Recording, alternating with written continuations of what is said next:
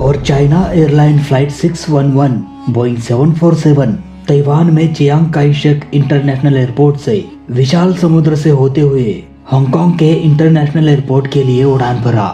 इस प्लेन में 206 पैसेंजर्स और 19 क्रू मेंबर सवार थे।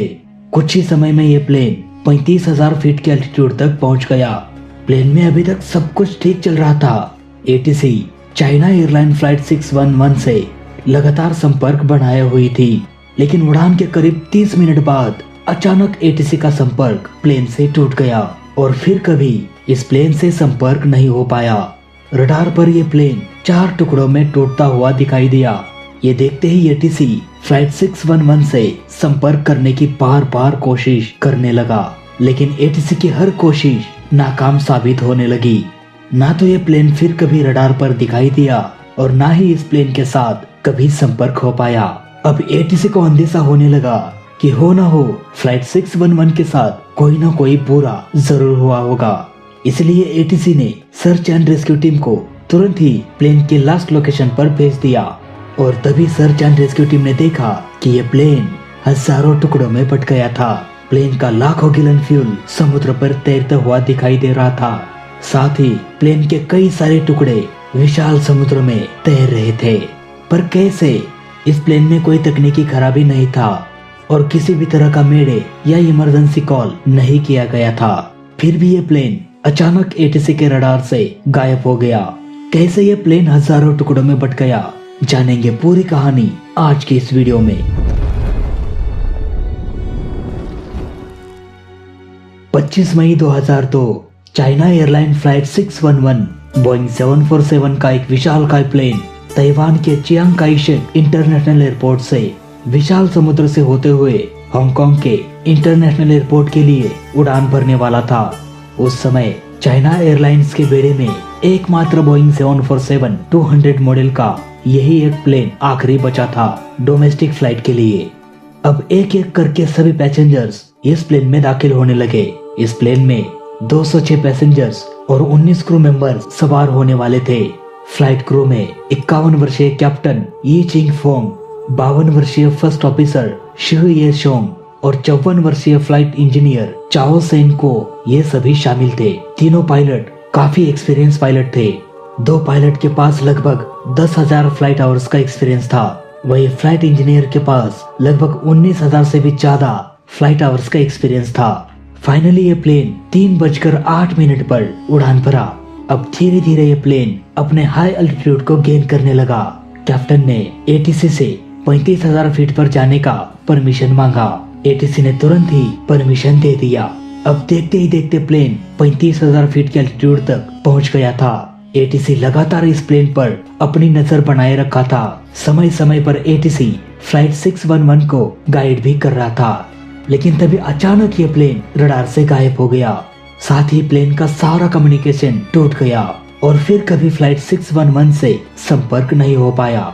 रडार पर यह प्लेन 4 टुकड़ों में टूटता हुआ दिखाई दिया। अब तुरंत एटीसी ने प्लेन के लास्ट लोकेशन पर एक सर्च एंड रेस्क्यू टीम को भेज दिया। तभी रेस्क्यू टीम ने जो नजारा देखा वो वाकई में हैरान कर देने वाला था। प्लेन का लाखों गैलन फ्यूल समुद्र में चारों ओर फैला हुआ था। प्लेन के सैकड़ों टुकड़े पानी में तैरते हुए दिखाई दे रहे थे।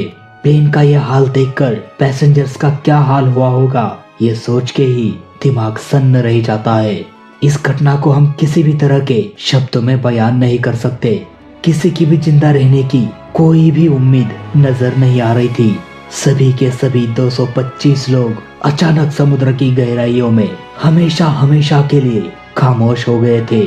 अब रेस्क्यू टीम समुद्र से एक एक करके डेड बॉडीज को निकालने लगी, लेकिन फिर भी 225 में से सिर्फ 175 डेड बॉडीज को ही बाहर निकाला जा सका। बाकी बचे लोग प्लेन के मलबे के साथ समुद्र की गहराइयों में कहीं खो गए थे। जिंदगी कब करवट बदल लेती है साला पता ही नहीं चलता। एक एक करके प्लेन के टुकड़ों को समुद्र से बाहर निकाला जाने लगा। साथ ही प्लेन के ब्लैक बॉक्स को घटनास्थल से बरामद कर लिया गया। अब वक्त आ चुका था इस घटना से पर्दा उठाने का। इस घटना की जांच करने के लिए इन्वेस्टिगेशन की 2 टीम काम में लग गई। पहली टीम सारे पैसेंजर्स का बैकग्राउंड चेक करने लगी, ये पता लगाने के लिए कि कहीं कोई पैसेंजर किसी आतंकी संगठन से तो नहीं जुड़ा जिसने इस प्लेन पर बॉम्ब ब्लास्ट किया हो। लेकिन इसमें भी कोई सबूत हाथ नहीं लगा। ये कोशिश भी नाकामयाब साबित हुआ। वही दूसरी टीम प्लेन के मलबे की जांच कर रहे थे। उन्होंने देखा कि प्लेन का कोई भी हिस्सा बाहर की तरफ बेंड नहीं हुआ था। जाहिर सी बात है कि अगर प्लेन में कोई विस्फोट होगा तो प्लेन के मेटल बॉडी को बाहर की ओर पुश करेगा, लेकिन ऐसा कोई भी पार्ट नहीं मिला जो बॉम्ब ब्लास्ट की ओर इशारा कर रहा हो। अब इन्वेस्टिगेशन की टीम को ऐसा लगने लगा कि हो सकता है प्लेन के बाहर की ओर कोई धमाका हुआ होगा, क्योंकि उन दिनों में चाइना अपनी समुद्र एयर स्पेस में मिलिट्री ऑपरेशन की ट्रेनिंग कर रहा था। हो सकता है कोई मिसाइल प्लेन पर अटैक हुआ हो, या फिर प्लेन की इंजन की गर्मी को ट्रैक करते हुए कोई मिसाइल गलती से प्लेन में अटैक कर दिया हो। लेकिन मिलिट्री वालों ने इन्वेस्टिगेशन की टीम को साफ साफ कह दिया कि भाई इस हादसे के पीछे हमारा कोई भी हाथ नहीं है, हम अपने ही लोगों को भला क्यों मारेंगे। अब यहाँ पर भी इन्वेस्टिगेशन की टीम को कुछ भी हाथ नहीं लगा। कुछ दिनों के बाद कॉकपिट वॉइस रिकॉर्डर का रिकॉर्डिंग सामने आया, पर उसे सुनने के बाद भी कोई खास इंफॉर्मेशन नहीं मिला। लेकिन रिकॉर्डिंग के लास्ट में एक जोरदार धमाके का आवाज सुनाई दिया। साथ ही प्लेन का सारा कम्युनिकेशन सिस्टम एकदम से बंद हो गया और फिर रिकॉर्डिंग बंद हो गया।